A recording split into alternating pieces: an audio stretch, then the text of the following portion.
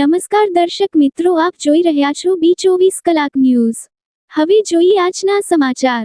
છોટાઉદેપુરમાં door to door ગાડી મારફતે નિયમિત વેરો ભરવા લોકોને અપીલ।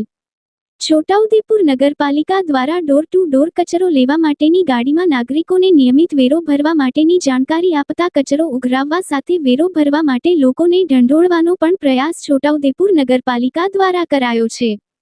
કચરો લેવા આવતી ગાડીમાં મૂકેલા સ્પીકરમાં વેરો નિયમિત ભરવા માટેની નાગરિકો અને દુકાનદારોને અપીલ કરવામાં આવી રહી છે, જેથી લોકોને અહેસાસ થાય કે જે સુવિધાઓ ભોગવીએ છે તે વેરો ભરવાથી જ મળતી હોય છે। છોટાઉદેપુર નગરમાં સફાઈ સહિતના પગાર અને વહીવટી ખર્ચ માટે ઘરવેરો, લાઇટ અને નળ વેરો નિયમિત ભરવા માટે નગરપાલિકા સતત નાગરિકો અને દુકાનદારોને અપીલ કરે છે, છતાં કેટલાય લોકો વેરો ભરવામાં આળસ કરે છે। વેરો ફરજિયાત ભરવા માટે પહેલા ફરજ પડાય છે, છતાં વેરો ઘણો બાકી છે। આવા સંજોગોમાં નગરમાં ફરતી કચરાની ગાડી કચરો ઉઘરાવવા સાથે વેરો ભરવા પણ જાણકારી આપે છે।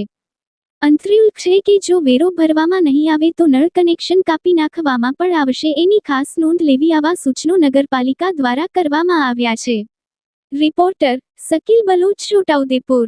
અવનવા સમાચાર જોવા માટે અમારી B24 કલાક ન્યૂઝને સબસ્ક્રાઇબ કરો અને બેલ આઇકન જરૂરથી દબાવજો। જગ્યા ખાલી કરવી અને નગરપાલિકા શોપિંગ સેન્ટરની પાછળ બનાવેલ શાક માર્કેટમાં બેસવા જણાવવામાં આવે છે, નહીં તો નગરપાલિકા દ્વારા આ દબાણ દૂર કરવામાં આવશે, જેની વેપારીઓએ ગંભીર નોંધ લેવી સૂચના।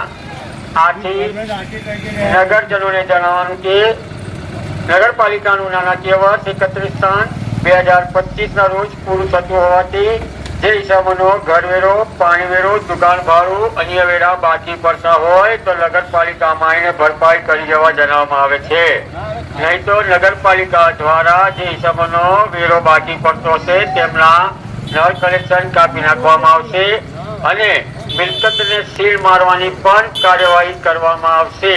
માટે પોતાનો વેરો બાકી પડતો હોય તો નગરપાલિકામાં એને ભરપાઈ કરી જવો, જેની નગરજનોએ ખાસ નોંધ લેવી।